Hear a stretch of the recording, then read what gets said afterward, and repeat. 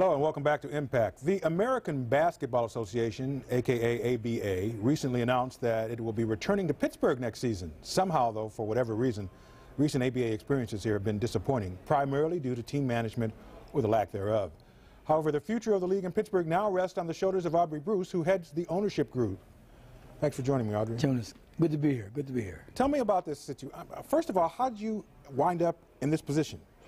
Well, Jonas, when we had the Civic Arena fights to save the arena, one of the things we wanted to do was try to show that if we save the arena, that we could have an economic impact in terms of keeping it viable. So I started negotiating with the ABA a little over a year ago. First, I started with the WNBA, and that kind of fell through. And wanted to show the arena management as well as the SEA and Honorado and the Ravens, all the powers that be, that the arena could be saved and it could still viably be self-contained. That's in limbo right now. We don't know whether it's going to be saved or not to be saved. It's still up in the air? I thought it was a done deal. That it was no, there's a moratorium right now. They're fighting for, there was a county council resolution for the same thing. So we really don't know exactly what's going to happen now for that. But when I flew out to Indianapolis to meet with the ABA, I said to them, first of all, it's less of a risk if you have two franchises, because if one kind of falters, the other one may be able to augment that. So we did a feasibility study in Raleigh-Durham, North Carolina.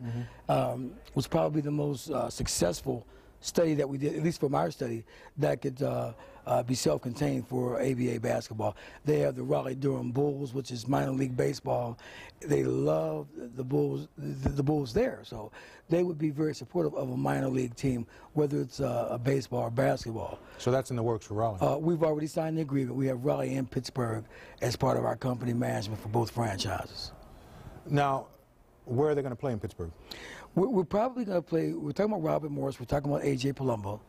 We're going to do a couple of big events at the Peterson, meaning we're going to bring in two national artists, which we've almost signed now to do concerts after two of our particular home games. That's always a popular draw. Oh, definitely. And letting people see our product by bringing the artists. And that's one of the ABA's models. That's what they do well, is do concerts coordinated with their basketball games. Did we rate as high as Raleigh-Durham in terms of testing for effectiveness and a team surviving here?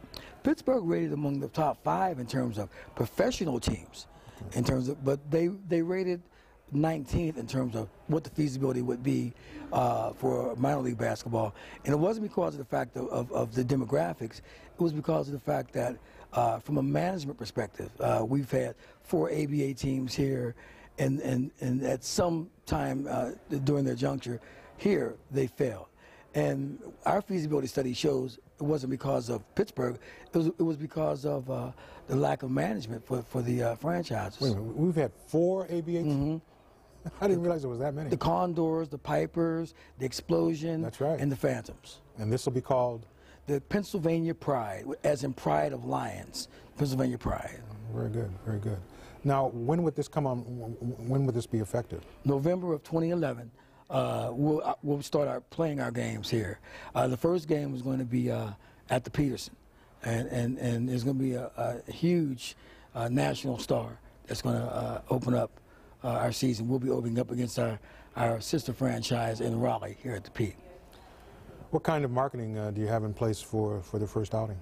Well, we're going to be dealing with a couple of national sponsors. One is I can't say who they are, but they're kind of behind us, and it's pretty cool. Well, Audrey, in your opinion, why has there been so much ambiguity and disenfranchisement and just negativity in terms of trying to get basketball to be appreciated in this town? They love the Panthers. High school basketball does great. But on the pro level, I mean, if the Bulls or Cleveland comes in for an exhibition game, that's fine. But for some reason, we just can't seem to get any stick-to-itiveness when it comes to long-range projects. Well, one study we did with a couple of people at the University Center of Social and Urban Research at Pitt, it talks about economic demographics, and Pittsburghers seem to be more comfortable with sports as long as the athletes aren't making like some mega bucks. You don't get mega bucks from high school or college athletics, so they don't mind supporting those athletes wholeheartedly. But it seems as soon as you transcend to the pro level, and the dollars become, in their opinion, perverted, then that's when the support starts to slack off, or an exception of football and hockey. Yeah, and possibly baseball. We'll see, yeah, baseball too as well. That's interesting, because there's certainly not big money in ABA. Well, no, it's the opposite. Yeah. There isn't big money, but excuse me, the ABA's model has been past 4 or 5 years is that you have a community link with businesses, with nonprofits, and then you use that link to get your youth in to support your franchise.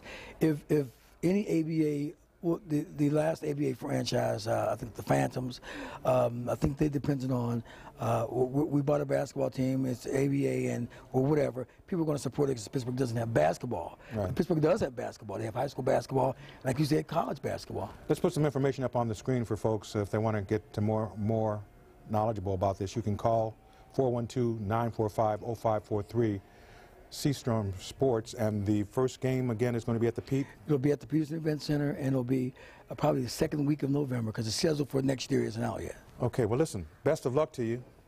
We'll be there. Thank you, Jonas. I appreciate it. Okay. That's Impact for this week. Thanks for watching. We'll see you next time.